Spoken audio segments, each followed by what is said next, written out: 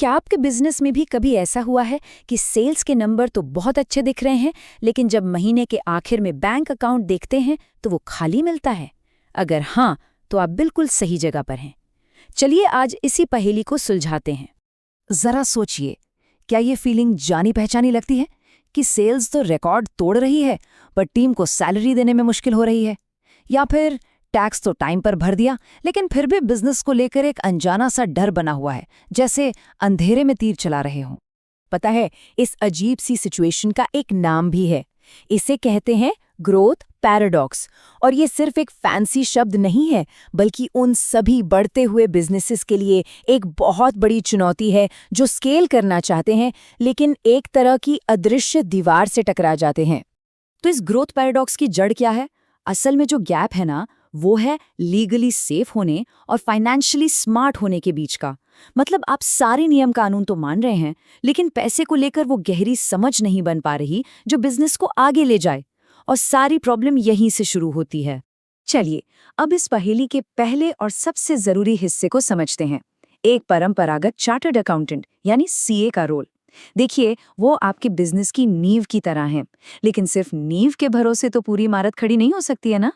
एक पारंपरिक सीए, कह सकते हैं, आपकी कानूनी ढाल है। वो इनकम टैक्स, जीएसटी फाइलिंग और अकाउंट्स की सटीकता जैसे बेहद जरूरी काम संभालते हैं ताकि आप किसी कानूनी झंझट में न पड़ें। पर यहाँ एक चीज पर गौर कीजिए, ये सारा काम उन आंकड़ों पर होता है जो बीत चुके हैं। ये सब अतीत की कहानी है। और यहीं पर ये लाइन, कह सकते हैं, सब कुछ साफ कर देती है।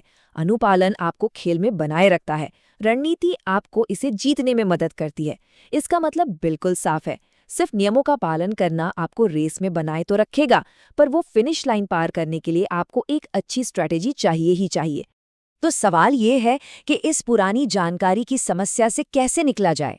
इसका जवाब है रियल टाइम विजिबिलिटी, यानी अतीत की रिपोर्ट से बाहर निकलकर अपने बिजनेस को आज, अभी, इस पल में देखने की ताकत। चलिए देखते हैं ये कैसे पूरा खेल बदल देता है। सोचिए, पारंपरिक तरीका क्या है? पिछले महीने की रिपोर्ट्स के आधार पर आज के फैसले लेना। ये तो कुछ ऐसा हुआ जैसे आप सिर्फ गाड़ी के रियरव्यू मिरर में देखकर उसे आगे चला रहे हो। आपको ये तो दिखेगा कि आप कहाँ से आए हैं, पर ये नहीं पता चलेगा कि आगे कहाँ जाना है। लेकिन जरा सोचिए, अगर उस रियर व्यू मिरर को हम एक लाइव जीपीएस में बदल दें तो? ज़ोहो बुक्स जैसे क्लाउड टूल्स की मदद से चलने वाले लाइव डैशबोर्ड बिल्कुल यही काम करते हैं। इससे तस्वीर पूरी तरह से बदल जाती है और आपको पता होता है कि बिजनेस का अगला मोड़ कहाँ लेना है। रियल टाइम डेटा का मतलब है तुरंत एक्शन। महीने के बीच में ही पता चल जाए कि कहाँ ज्यादा खर्च हो रहा है, आज किससे पेमेंट लेनी है, ये तुरंत पता चल जाए। ये एक तरह से प्रॉब्लम को बड़ा होने से पहले ही खत्म कर देने जैसा है। और यहीं से कहानी में एंट्री होती है एक नए किरदार की, वर्चुअल सीएफओ। ये कोई नॉर्मल अकाउंटेंट नहीं है, बल्कि एक वित्तीय जासूस है जो सिर्फ ये नहीं देखता कि क्या हुआ, बल्कि ये भी खोज निकालता है कि क्यों हुआ। जैसे कि भाई, सेल्स तो बढ़िया है पर कैश क्यों नहीं है, या फिर हमारे इतने सारे प्रोडक्ट्स में से कौन सा असल में पैसा बना रहा है।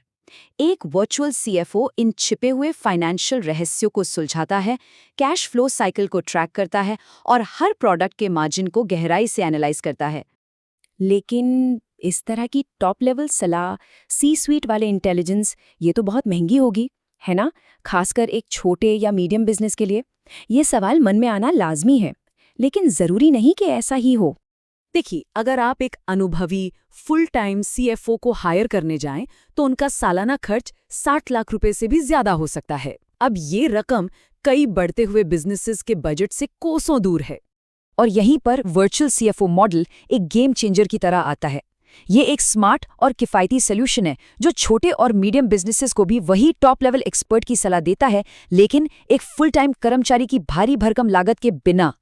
मतलब आप सिर्फ उतनी ही सर्विसेज के लिए पेमेंट करते हैं जितनी आपको जरूरत है। वीसीएफओ का काम पीछे देखना नहीं, आगे देखना है।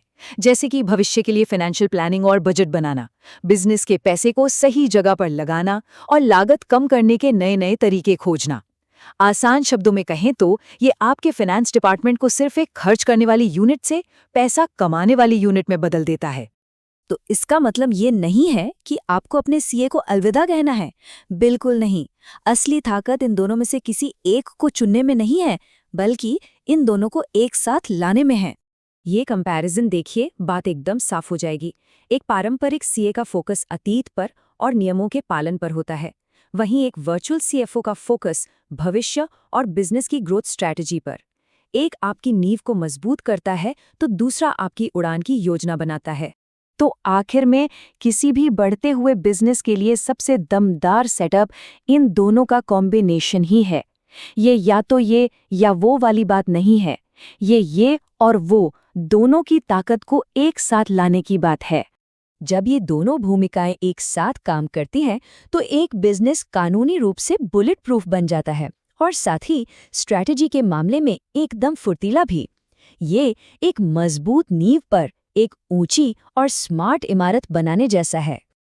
और ये हमें वापस उसी एक लाइन पर ले आता है जो इस पूरी बातचीत का सार है। अगर आपको एक चीज याद रखनी है तो वो ये है, अनुपालन आपको खेल में बनाए रखता है, रणनीति आपको इसे जीतने में मदद करती है।